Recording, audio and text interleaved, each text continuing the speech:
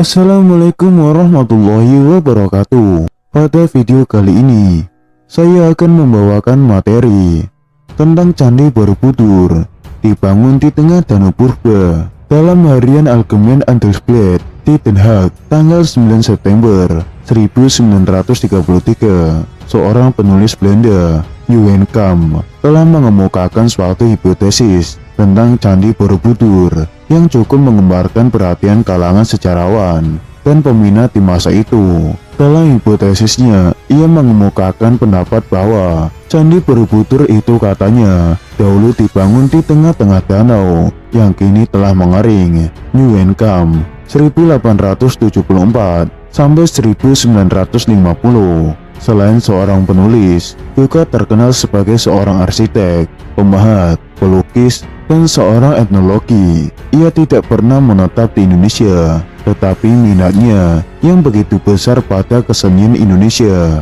menyebabkan ia berkali-kali mengunjungi Indonesia. Pada akhir tahun 1932, selama 3 bulan, ia mengunjungi Bali dan Borobudur.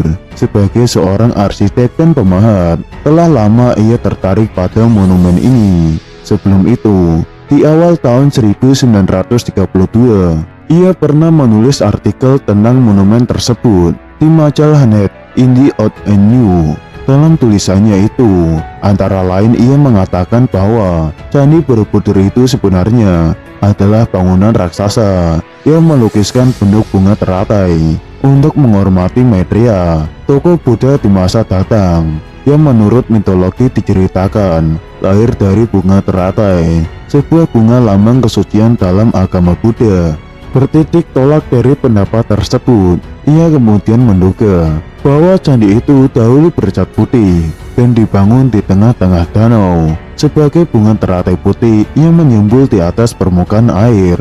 Kalau ini kita berkunjung ke Borobudur dan dari puncak stupanya kita layangkan pandangan ke daerah sekitar candi itu, maka akan timbul kesan bahwa candi itu tampaknya memang seperti dibangun di atas suatu bukit kecil di tengah-tengah daratan yang cukup luas, yang di atas cakrawalanya berbatasan dengan deretan bukit-bukit yang mengitarinya. Kesan inilah yang mengembangkan daya fantasi Johan Kam sampai pada hipotesisnya bahwa candi tersebut dahulu dibangun di tengah-tengah danau. Sebagai seorang seniman, daya fantasi Johan Kam memang hebat. Kalau kita ikuti fantasi Johan Kam tersebut, maka di sana kita akan mendapatkan menyaksikan suatu panorama Borobudur yang bukan main megah dan indahnya. Bayangkan, andai kata kita berdiri di tepian danau itu dan kita layangkan pandangan ke tengah danau, maka akan nampak Borobudur putih yang berdiri megah itu,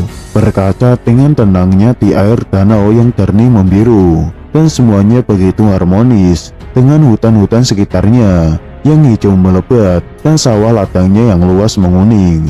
Sedang di kejauhan, pegunungan menoreh, Gunung Sumbing, Merapi, dan Merbabu, biru kelabu melingkunginya. Bukan main. Untuk menunjang hipotesisnya itu, Johan Kam telah meminta pendapat pada beberapa orang geolog Belanda terkenal. Di antaranya adalah Profesor Rutten di Utrecht. Dalam tanggapannya, sarjana tersebut pada pokoknya membenarkan kemungkinan adanya danau tersebut. Namun demikian, kebenaran hipotesis itu masih perlu diteliti dan dibuktikan di kalangan para geologi. Di antaranya Van Bemmelen. Memang ada teori yang menganggap bahwa dahulu di zaman purba, di dataran tinggi Kedu itu pernah berbentuk suatu danau. Danau itu terjadi karena aliran sungai Brogo ke selatan di celah pertemuan kaki Gunung Merapi dan pegunungan menoreh, tersumbat oleh hasil erupsi letusan Gunung Merapi yang hebat sekali.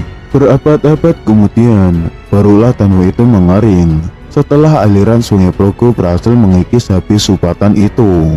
Untuk membuktikan kebenaran hipotesisnya itu, Johan Kam lalu melakukan penelitian lebih lanjut di awal tahun 1937 dengan panduan para geologi Belanda di Jawa, dari Dinas Topografi di Jakarta dan Dinas Pertambangan di Bandung. Dilakukan penelitian di daerah sekitar Borobudur dengan mempelajari tinggi rendah tanah daerah tersebut dan mencari teras-teras kuno tepi danau itu. Mereka berusaha merekonstruksi bentuk dan batas-batas danau tersebut. Hasil terakhir, penelitian Neuenkamp pernah dimuat dalam harian Algemeen Handelsblad tanggal 2 Mei 1937, lengkap dengan gambar peta danaunya seperti yang tertera pada karangan ini. Dari hasil penelitiannya itu, Neuenkamp kembali menegaskan tentang kebenaran adanya danau itu. Ia mengatakan bahwa hampir seluruh teras-teras tepi danau kuno di sebelah selatan tenggara yang pernah disebut oleh Profesor Rutten kini berhasil ditemukan. Hanya luas tanah itu ternyata lebih kecil dari apa yang ia duga sebelumnya. Lebarnya hanya 1 km dan panjangnya 3 km.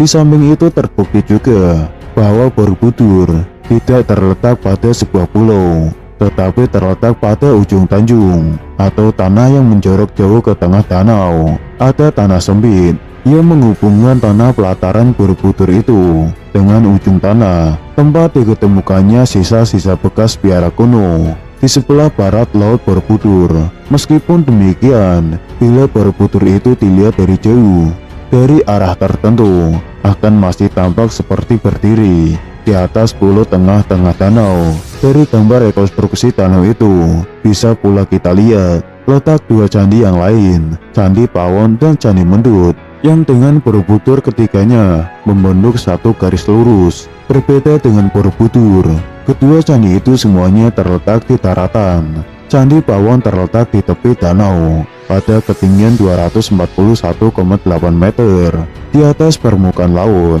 Sedangkan Candi Mendut terletak di ketinggian 289,3 meter di atas permukaan laut. Menurut Neuenkamp, dari Candi Pawon itulah dahulu bisa disaksikan pemandangan Borobudur yang paling bagus. Pembuktian Neuenkamp secara topografis dilengkapi pula dengan usaha pembuktian secara toponimi, yaitu dengan mempelajari nama-nama desa di sekitar Borobudur itu. Ia berusaha membuktikan bahwa daerah tersebut dahulu adalah danau.